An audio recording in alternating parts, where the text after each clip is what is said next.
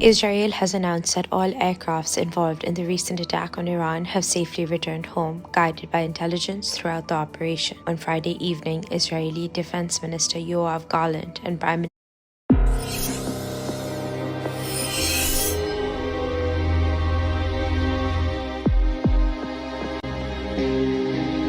Matapos ang tatlong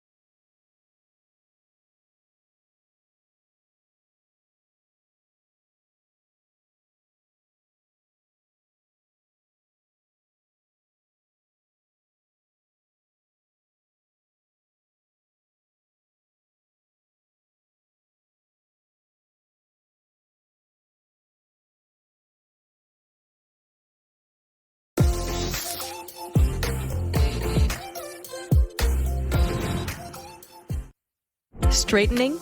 Color? Curling? Is damage building up in your hair? Just pause and reverse the signs of damage. New Dove Ceramide Intense Repair with Bioprotein Care. Tinamaan ng isang mahalagang air defense system ng Iran na binili pa nila sa Russia sa loob mismo ng bansa sa mga pinakawalang air-to-surface missiles ng Israel nang hindi man lang nila na-detect o na-intercept. Dahil dito, ayon sa dalawang hindi nagpakilalang US military officials, nasa panic mode ngayon ang Iranian regime bagamat ayaw man nilang aminin dahil sa damage na kanilang natanggap na wala man lang silang magawa. Isa umano itong malakas na mensahe sa pamunuan ng Iran na kayang-kaya ng Israel na mabypass ang kanilang depensa at i-paralyze ang mga sandata ng Iran nang wala silang kaalam-alam. Ang tanong, anong klaseng makabagong sandata ang ginamit ng Israel na kayang tumarget ng undetected sa loob ng Iran? Ano kaya ang gagawing sagot ng Iran dito? Ito kaya ay lalong magpapagalit sa kanila o magiging dahilan ito ng paghinay-hinay ng Iran dahil sa malinaw na bentahe ng Israel na maaaring umpisa sa paghupa ng tensyon sa pagitan ng dalawang panig? Yan ang pag-uusapan natin ngayon dito lang sa Mr.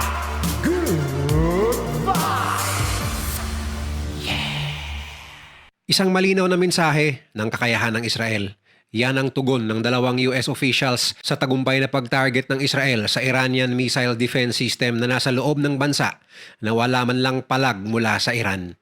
Matapos sabihin na walang nasira sa kahit anong pasilidad nila, ay nagsalita ng pag-amin ang isang pinuno ng Iranian Army na bahagi ng kanilang S-300 air defense system ay napuruhan ng Israeli airstrike sa 8 Shikari Air Base sa syudad ng Natanz, isang lungsod sa gitnang Iran na sentro ng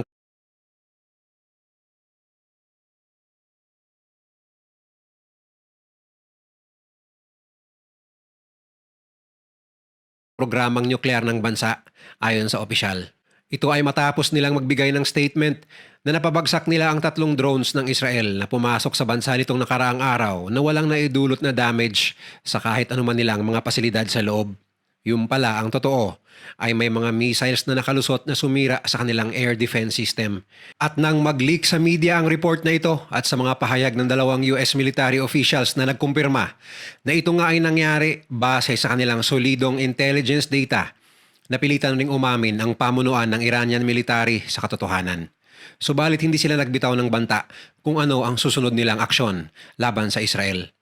Kahit na ang pag-atake ng Israel ay bilang paghihigante para sa aerial barrage ng Iran noong nakaraang linggo, gumamit lamang ito ng maliit na firepower na hindi kasing laki ng ginawang pag-atake ng Iran gamit ang daang-daang drones at missiles. Umaasa ang marami na ang patikim na airstrike ng Israel at ang katahimikan ng Iran tungkol sa kung ano ang kanilang gagawin ay makakatulong upang mas gumaan ang tensyon. Di maiwasang marami ang mabahala na ang malakihang gera sa pagitan ng dalawang bansa ay lubos na magdudulot ng malawakang sigalot hindi lang sa Middle East kundi sa buong mundo sa posibilidad na madawit din ang mga malalaking bansa na sumusuporta sa Israel at Iran. Ang pahayag ng Iranian official ay sinuportahan ng satellite imagery na sinuri ng The New York Times na nagpakita ng pinsala sa radar ng isang S-300 system sa 8 Shikari Air Base sa Isfahan. Bagamat hindi malinaw kung anong uri ng armas ang tumama sa air defense system ng Iran. Pero isa lang ang di umano ay malinaw. Hindi ito na-detect ng anumang radar na gamit ng Iran. Ayon sa analysis ng mga eksperto, isang uri lang ng eroplano ang maaaring magpakawala ng bomba na ganon ka-accurate nang hindi nababasa ng radar. At ito ay walang iba kundi ang F-35 stealth bombers ng Israel na aabot sa 75 ang bilang.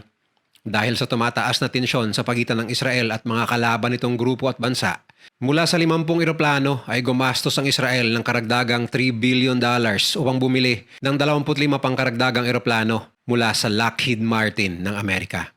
Base sa mga larawan ng tama ng Israeli airstrike na nag-leak sa internet na sinuri ng mga analyst ng militar at mga war enthusiasts, sinabi nila na ang Israel ay maaaring gumamit ng isang air-launched Sparrow ballistic missile upang ipakita sa Tehran na maaari itong matagumpay na umatake sa mga target sa loob ng bansa.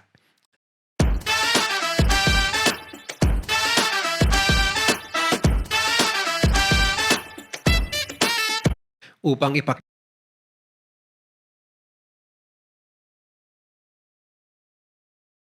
sa Tehran na maaari itong matagumpay na umatake sa mga target sa loob ng bansa.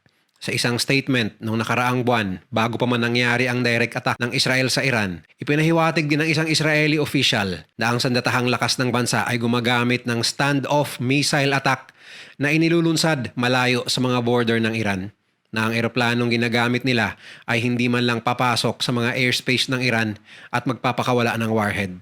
Ibig sabihin nito ay long range ang kapasidad na missile na gamit dahil ang 8 Shikari Air Base ay malayo sa border ng Iran. Ang eksaktong kombinasyon ng mga armas na ginamit ng Israel, bagamat theory pa rin hanggang sa ngayon, ay iisa lang ang tinuturo.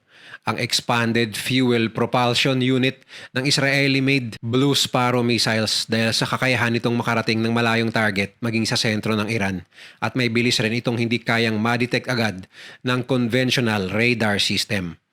Kaya nalaman na lang ng Iran na tinarget sila ng missile mula sa Israel dahil sa biglang pagsabog ng kanilang air defense system mula Russia.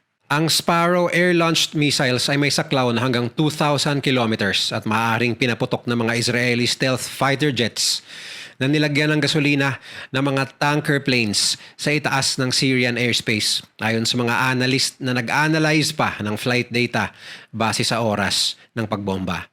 Agad namang sinabi ng US na wala itong papel sa nasabing airstrike. Sinabi rin ng International Atomic Energy Agency na walang isa sa mga nuclear sites ng Iran ang nasira. Samantala, kahit malinaw na naisahan sila ng Israel, minaliit ng Iran ang nangyari at wala pang opisyal na statement kung ano ang kanilang susunod na hakbang. Mabilis namang sumagot ang isang dating Israeli Air Force General at Military Intelligence Chief na si Amos Yadlin na ayaw lamang aminin ng Iran ang katotohanan na kung ano ang ginawa ng mga Iranian at ng kanilang mga proxy groups sa daan-daang missiles at drones ay ginawa namin gamit lamang ang ilang mga missiles, sabi niya. Ipinapakita nito sa Iran na mahina ka, meron kaming higit na mas malaking kakayahan kaysa sa inyong iniisip. At yan ngayon ang mensaheng gusto nilang ipamukha sa Iranian regime at sa buong mundo. Sa katunayan daw ay mas malaki sanang opensiba ang kanilang gagawin laban sa Iran, ngunit dahil sa matinding pressure mula sa kanilang mga allies kagaya ng US at UK na huwag ituloy upang maiwasan ang mas malaking gulo, ay naisip nila ang maliit ngunit may malakas na impact sa moral ng mga Iranians. Ang War Cabinet ng Israel ay orihinal na nagbalak bombahin ang ilang mga military facilities sa buong Iran noong nakaraang linggo. Kabilang ang isang malaking kampo malapit sa Tehran, ang kapital ng Iran, bilang paghihiganti nga sa airstrike ng Iran noong April 13. Sinabi ng mga opisyal na hindi pa nagpapakilala tungkol sa issue upang ilarawan ang mga sensitibong na pag-usapan sa kanilang mga pulong. Ang ganitong mas malawak at makapaminsalang pag-atake ay magiging mas mahirap makaligtaan ng Iran di tulad ng nangyari. Ngunit sigurado itong magdadala sa gitnang silangan sa bingit ng isang malaking gulo at sa buong rehiyon. Kaya ng Iranian Navy, lalo na ngayon na potensyal itong magiging target ng Israel. Ang Dolphin-class submarines ng Israel ay armado ng isang land attack na variant ng Popeye cruise missile, ang Turbo Popeye na may saklaw na 200 kilometers hanggang 350 kilometers at maaaring ilungsad sa ilalim ng tubig sa pamamagitan ng mga torpedo tube ng mga submarine upang tumarget ng anumang pasilidad o armas sa Iran na nasa lupa. Ang Dolphin subs ay bahagi ng nuclear deterrent ng Israel at may mga ulat na ang bersyon ng Popeye ay may pinapaigting na 1,500 km range at ang pinakabagong bersyon na Dolphin class ay may VLS o Vertical Launching System na nagbibigay daan para sa pagpapakawala ng mga long-range missiles papasok ng Iran mula sa mga submarino sa ilalim ng dagat. Ito ang dalawang pinaka-reliable na choices ng Israel sa isang full-scale battle laban sa Iran. Hindi sila maaaring makipagsabayan sa Iran sa larangan ng ground combat dahil malayo ang agwat ng Iran pagdating sa numero ng mga ground troops na aabot sa mahigit 600,000 at mahigit 200,000 naman ng mga reserve personnel. Tapos andyan pa ang mga proxy groups nila na Hezbollah, Houthis, Hamas at mga grupo sa loob ng Syria na handang kumampi sa Iran. Ang tunay na tanong ay kaya ba ng Israel ipagsabay ang ongoing na laban sa Gaza, putukan kontra Hezbollah sa Lebanon at ang mas malaking military ng Iran? Sa tingin ko, mahihirapan ang Israel at alam ito ni Benjamin Netanyahu at ng kanyang War Cabinet.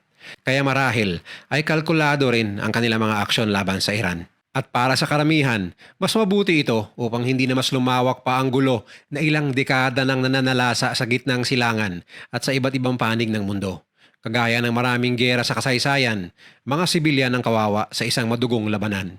Kaya ipanalangin natin na walang gerang matutuloy. Ganun pa man, anumang kahinat na ng sigalot na ito, sana ay walang mga kababayan natin ang madadamay. Dahil marami pa namang mga pamilya sa Pilipinas ang umaasa sa mga kababayan natin nagkatrabaho sa Middle East at kapag apektado ang mga OFW, ay apektado rin ang ating buong bayang Pilipinas. Kung nagustuhan mo ang video na to, share mo naman sa iba at mag-subscribe ka na rin.